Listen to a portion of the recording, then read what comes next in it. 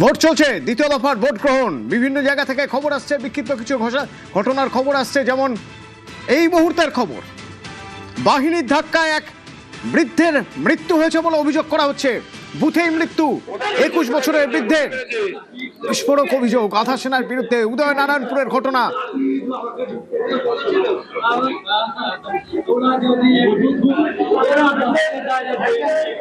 বৃদ্ধের ছেলে বৃদ্ধের দেহের পাশে বসে কাঁদছেন।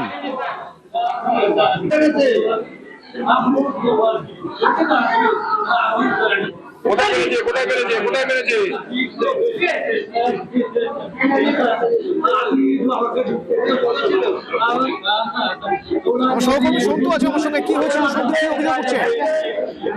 যেটা উদয়নপুরের তৃণমূল প্রার্থী সমীর যেটা অভিযোগ, উদয়নপুরের খোসালপুর গ্রাম পঞ্চায়েতের কলরামপুর প্রাথমিক বিদ্যালয় 45 নম্বর বুথ, সেই বুথেই কিন্তু 81 বছরের বৃদ্ধ পূর্ণচন্দ্র দোলই তার ছেলের সাথে ভোট দিতে যায়। সেই সময় কেন্দ্রীয় বাহিনী তার ছেলেকে বারণ করে যে তার একাই তার বাবাকে ভোট দিতে হবে।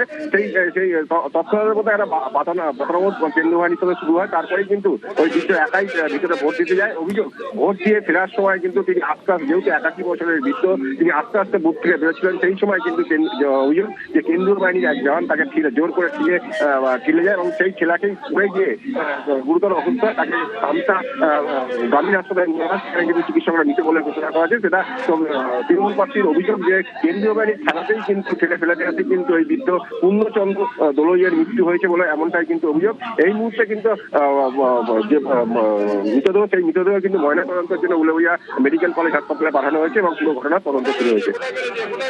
ওই বৃদ্ধের ছেলে কি অভিযোগ করছেন শুনুন।